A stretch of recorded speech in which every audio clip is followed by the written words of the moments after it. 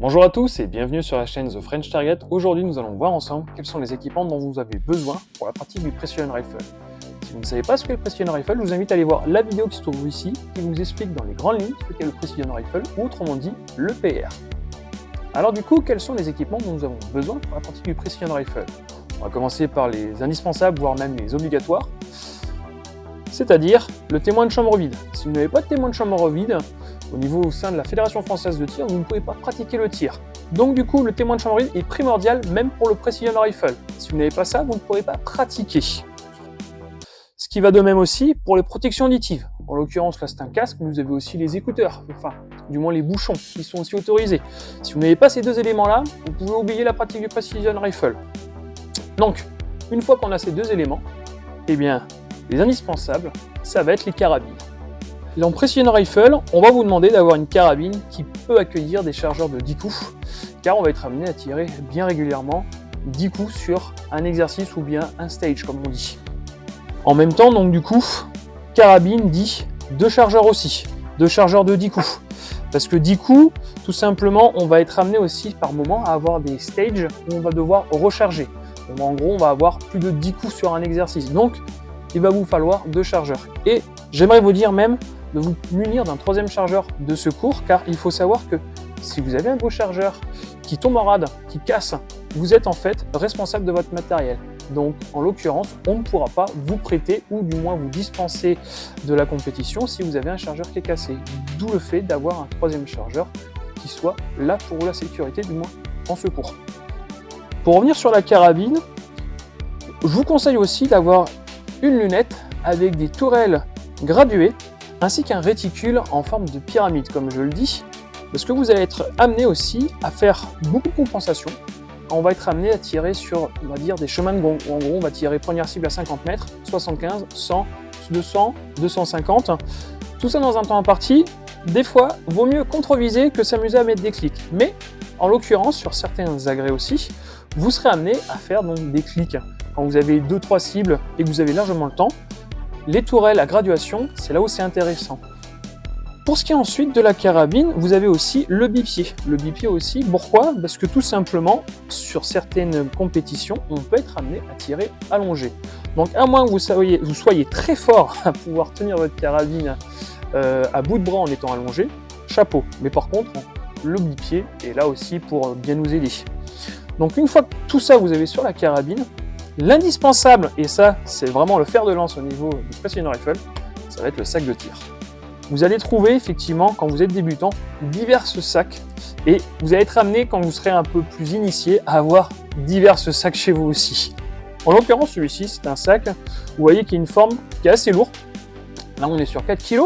Il a une forme avec ses 2 dents, on pourrait dire 2 cônes, qui vont venir en fait épouser la forme des agrès, parce que si vous ne le savez pas encore, en fait, en Precision Rifle, on peut être amené à tirer sur plusieurs formes et plusieurs surfaces. En l'occurrence, on peut être amené à tirer sur des souches de bois, sur des rochers ou même des rondins. Donc, l'avantage d'avoir des sacs qui sont assez malléables et qui sont petits mais pas forcément gros, parce que bien souvent les gens, même moi le premier quand on a commencé le Precision Rifle, on voulait avoir le sac qui a les plus grosses lèvres, entre guillemets, pour pouvoir mieux épouser les trucs. Mais vous allez vous rendre compte que finalement, avoir un gros sac, c'est pas la meilleure idée, et c'est vrai que celui-ci est plutôt pas mal. En plus, celui-ci est fait par un tireur français qui est dans le circuit de Precision Rifle, ça nous vient de Vannes, et au niveau rapport qualité-prix, on s'en sort plutôt pas mal. Franchement, celui-ci, entre guillemets, là on est sur du 65 €, et quand vous regardez des sacs de grosses marques par exemple, on est en moyenne aux alentours de 120-150 €, un sac qui est assez similaire à celui-ci. Et honnêtement, celui-là, c'est le top du top. Si vous voulez commencer, je vous mettrai en lien ou vous me demanderez dans les commentaires où le trouver, parce que franchement, celui-ci, c'est vraiment le top du top. Nous, tous les tireurs en France, on est quasiment 80% à tous avoir un sac comme ça. Donc avec tout ça, vous avez les équipements qui vont vous permettre de pouvoir pratiquer le Precision Rifle en toute tranquillité. Parce qu'effectivement, si vous n'avez pas une carabine avec des chargeurs de 10 coups ou même tout simplement 2 chargeurs, vous allez être à un moment être pénalisé. Et même avoir un bon sac aussi, c'est ce qui fait la différence. Ça, c'est les essentiels. Ensuite, on va voir les complémentaires qui vont un peu nous améliorer et nous faciliter la vie. On va commencer tout d'abord avec une application balistique. Généralement, les gens vont utiliser Strelok. Pourquoi? Parce qu'en fait, ben, nos carabines, enfin nos munitions, comme vous le savez très bien, tout bon tireur que vous êtes, hein, on a besoin des applis balistiques pour nous dire quel réglage à mettre sur nos lunettes, quelle distance paramétrer pour avoir nos réglages au niveau des lunettes et au niveau aussi de la météo. D'où l'intérêt d'avoir vraiment une appli balistique dont vous connaissez et vous savez vous en utiliser, parce qu'effectivement, quand on va changer de divers endroits, et des fois, vous savez, tirer le matin et tirer l'après-midi, les réglages ne sont pas les mêmes et c'est ça qui va peut-être faire la différence lors d'un match. Ensuite, avec ça, on va avoir le télémètre. Là, c'est un simple télémètre Amazon, parce que tout simplement, pendant les matchs, par exemple, ou même pendant les entraînements, on va vous indiquer des distances. Mais il peut s'avérer que des fois, les distances ne sont pas totalement vraies, ou du moins fiables à 100% par rapport au matchbook même.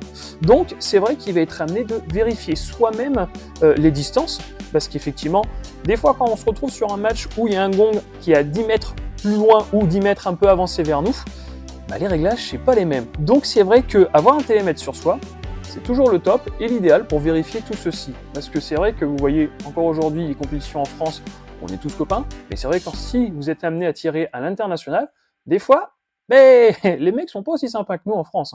Donc c'est vrai qu'un télémètre, c'est le top du top. Ensuite, au niveau gadget, on a aussi les anémomètres.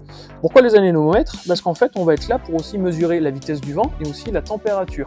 Parce que ça aussi, ça va avoir un impact sur nos réglages et sur notre munition. Donc du coup, c'est ça aussi, c'est un petit plus qui peut faire aussi la différence quand on se tape des rafales de 3 mètres par seconde. C'est toujours bien de savoir comment contrer ça en mettant le réglage sur notre appli balistique. Au niveau équipement, après, on va avoir l'habit. En l'occurrence, par exemple, on va avoir le ceinturon. Le ceinturon, ce qui va être pratiqué avec ça, c'est que, vous voyez par exemple, mes chargeurs, moi, je vais les mettre dans ma poche là-dedans. Il y en a d'autres qui vont avoir, par exemple, tout simplement des porte-chargeurs qui vont pouvoir fixer sur leur ceinturon directement. Et puis ensuite, vous l'équipez comme vous le souhaitez. Mais c'est vrai qu'un ceinturon, c'est bien pratique au lieu de se dépatouiller dans le pantalon directement dans la poche à chercher nos chargeurs ou nos outils. Un ceinturon, franchement, c'est l'idéal, c'est léger et c'est pas contraignant. Ensuite, quand on continue sur les équipements, au niveau vêtements, on a aussi les pantalons avec des coques directement intégrées.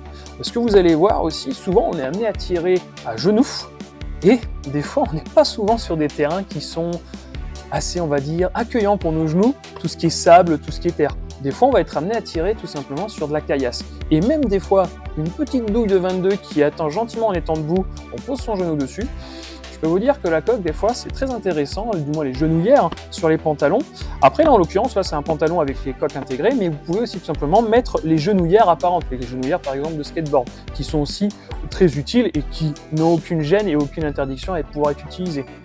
Et puis après, moi, par exemple, j'aimerais vous conseiller aussi au niveau chaussures, parce que c'est vrai que bien souvent, je vois des gens qui tirent en basket, mais c'est vrai que les chaussures montantes, où déjà, ça vous fait un maintien au niveau de la cheville, parce que c'est vrai que c'est con à dire, mais par moment, on peut être amené, souvent, vous allez vous rendre compte que en Precision Rifle, un bon match de PR, généralement, ça se tire sous la flotte. Malheureusement, c'est pas nous qui choisissons la météo, mais souvent, vous allez être amené à tirer sous la pluie, et si vous êtes sur de la boue, on peut être amené à glisser. Donc c'est vrai qu'avoir des chaussures d'extérieur avec des montantes, ça vous maintiendra la cheville. Et c'est vrai que moi, vous voyez, c'est des Soloniac avec lesquelles je tire, elles me suivent tout le long et j'ai aucun souci. Et c'est vrai que je vous cache pas qu'avoir les pieds trempés dès le matin parce qu'on n'a pas des chaussures adéquates pour l'extérieur, c'est le top. Et ça, je peux vous dire que ça, franchement, je n'ai pas à me plaindre. Donc voilà, vous savez vraiment avec quoi il faut commencer et avec quoi il faut tirer pour le Precision Rifle. Si vous avez d'autres questions, n'hésitez pas à me le dire dans les commentaires. Et puis sinon, on se retrouve très vite pour une nouvelle prochaine vidéo. Allez, c'était Albin de la chaîne The French Target. Allez, salut!